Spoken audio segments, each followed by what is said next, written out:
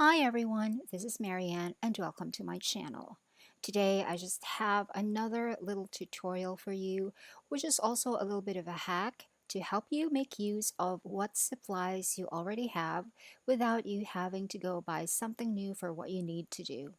Here is how to make a 6 by 6 piece of patterned paper or scrapbook paper bigger in order to suit the needs of your project. I have here a pack of scrapbook paper. These are watercolor designs. I think they are so beautiful. I purchased this from a seller on Shopee and I will link it down below. I have always liked watercolor effects. I cannot do watercolor myself. The closest that I have come to doing my own watercolor is to use the Zig Clean Color Real Brush Pens, which are basically watercolor but in the form of brush pens on some coloring books. I have several videos of that and I will link the playlist in the description box. These papers that I have now are so very pretty, but they're only 6 by 6 inches. So I'm going to make them bigger so that I can use them as additional dividers for my disc-bound planner, which is 3.75 inches wide and 8.25 inches tall. This is the A5 Slim. This is the height of the A5, but the width of the Personal. And clearly the 6 by 6 paper is too small. Now if I knew how to do it, I could make a collage out of these papers, cut them up and then put them together into something that is the right size for my planner. But I don't know how to do that. Working with existing patterns is not a skill that I have when it comes to design. So I decided to scan these patterns and then print them. And that's what I did. I have this Epson flatbed scanner. It's just a very basic scanner that I have had since around summer of 2019. Works perfectly well and it's very useful. I've always had scanners in my life ever since I started working as a freelancer. I've always had scanners and I've had a few over the years. I think scanners are generally very basic and very useful tools to have, especially if you make your own planners. So let me just show you the settings of the scanning that I do. Of course, I scan in color and I set the resolution to 400 dpi or dots per inch. Now when it comes to graphic design, all image files need to have at least only 300 dpi resolution, and that will work for most graphic design projects. But when it comes to scanning paper packs for my planner, I just want to be a little bit extra. And then I just went ahead and scanned all 6 of the patterned paper. There are 6 of them and there are 12 in a pack. As for the other 6, which is the watercolor splotches, I decided not to use them because the solidness of their design will not go with the dividers that I already have on my planner. I have a video about the new dividers that I have made for my planner recently, and I will link it down below. And finally, at this point, all 6 patterns are already on my computer as high resolution image files. Now I'm going to open Pages. I use Pages, which is a software that is native to the Mac, for all the layouts and design of all of my planner pages, planner inserts, dividers, covers, and everything. Here is the file that I have for all of the dividers that I have already made.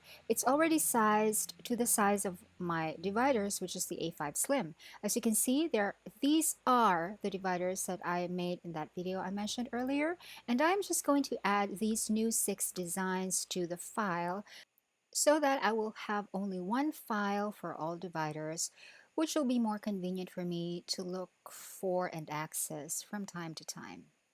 I just need to drag the image file from the Finder window to the page on Pages that I want to lay it out on, as you can see. And if I enlarge this one image to fill in the entire page, it doesn't look very nice. But if I make it smaller, it will look nice. That is just my preference. But the image itself is not that big. I mean, the original image is only 6 by 6 inches. But because this is a repeating pattern, we can paste them together side by side without disrupting the pattern. So I just cropped out the part at the bottom where the pattern ends and I joined it to the top of the same image to continue the pattern. Notice that I am joining it in the part where it actually matches with a little bit of overlap so that the pattern will look seamless. And then there is just that space left at the bottom that is blank, and I did the same thing there as well. And now the entire page is full of the image and the pattern looks seamless. These other designs don't look good when they are smaller, like this one over here. If it's too small, it looks like holes and kind of creepy. So I just went ahead and scaled the image to fill the entire page. Now it actually looks okay, not creepy at all. Same with this one. The pretty watercolor effect is more visible when the pattern is large, and also with this floral pattern. With this next one, I don't want the pattern to look too big, so I did the same thing that I did to the first pattern. I cropped the image and then duplicated it and then joined it together at the point where they sort of match. You really just have to find the point where the repeating pattern matches and then join them with a little bit of overlap. It will look seamless. And then when I was satisfied with the layout of each page, I just export these specific pages to PDF. But I opened with Preview instead of the Adobe Reader because when it comes to printing, managing settings with my printer just happens to be easier with printer. But of course, you can totally open your image files with PDF and print from there. The paper that I am printing on is this tracing paper. The brand is Durer and it's 90 to 95 GSM and it's in US letter size. I purchased this from a local school supply store in my city. And finally, here are the printed sheets. One thing you have to remember when printing on tracing paper is that it takes a while to dry when using an inkjet printer. But it doesn't take too long. It's just not as immediate as actual paper or cardstock. I usually wait 15 to 20 minutes before everything is completely dry. Another thing that you have to remember when printing on tracing paper is that the printed image will not be white, even if your original image has white in it, because tracing paper is actually not white. It is grayish. It is made of vellum, I think. I think. It's a different material than paper. And of course, it's also semi-transparent, so it will really never be white, even if your original source for the image has white in it. I think these printouts turned out very, very nice. Here is a look at the original and the printout. I think I was able to pretty much stay close to the original size of the pattern in this one. I didn't measure, but I think they look the same size. And I enlarged this chevron one and it turned out okay. This one I had to piece together as you have seen and I really like it. I think it's my favorite from the set. This one does not look creepy when the circles are very big, but I noticed that with the almost black circles there is some feathering. This one also looks very nice. And the floral one also turned out good, but also in those darker shapes, there is feathering. The feathering doesn't bother me too much, but I know it's there. I will see how I feel about it and decide later what to do. Overall, very, very nice. I'm pretty pleased with how the printing turned out. And now it is time to cut. For this one, I decided to use my cutting mat, a metal ruler, and a box cutter instead of my paper trimmer, just because that's how I feel like.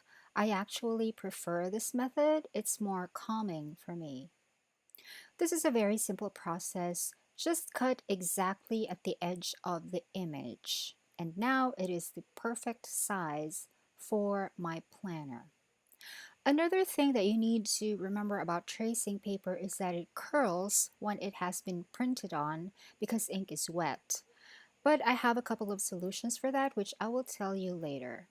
And then I just went ahead and cut the rest of the printouts to the size that they should be. Now it is time to hole punch. Tracing paper is tricky to punch, so what I do is I take 2 sheets of scrap paper. I have a lot of these half sheets around and I use them for lists and notes to myself and also for helping out with hole punching.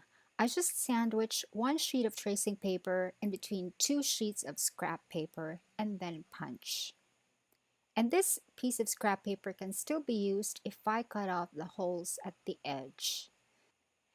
And finally, all of the new materials or patterns or artwork for the dividers that I want to add to my planner is ready.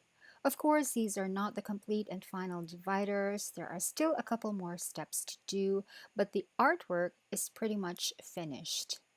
I recently prepared a year in pixels for 2022 on my planner, and I have a process video for it, which I will link down below. I am so excited to start using these pages in January. The year in pixels will have its own section, and I don't have a divider for it yet, but this pattern right here is perfect for the section, I think, because it also looks like very large pixels, but in a diagonal format. And as you can see here, the tracing paper really does curl, just like all the others that I made.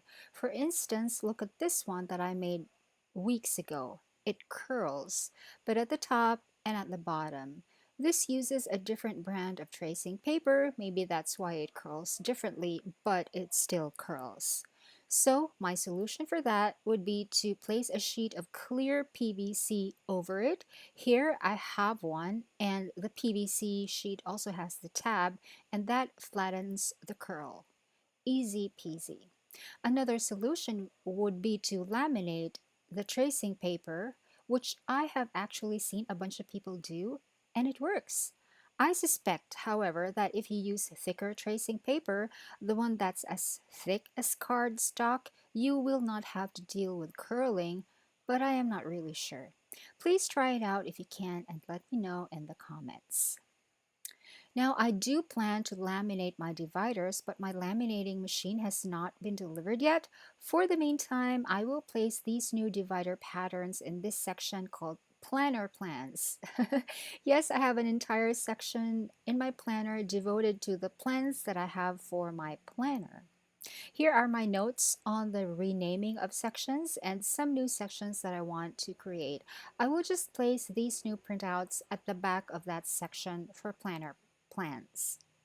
So I hope this video is helpful to you. This is something that you can totally do if you don't want to buy bigger paper just because you have a bigger project. You can also do the printing not just on tracing paper but also on cardstock or photo paper depending on what you want to achieve. I just happened to need them printed on tracing paper to match the rest of the dividers I already have on my planner. My setup for my planner for 2022 is shaping up nicely. It is just a slow process because sometimes I need to order stuff online and I am on an extremely tiny budget. But it is coming along nicely, and I hope to be able to share a video soon of my planner setup for 2022. Don't forget to subscribe to my channel, please, and leave a thumbs up and a comment. Thanks so much for watching. Bye!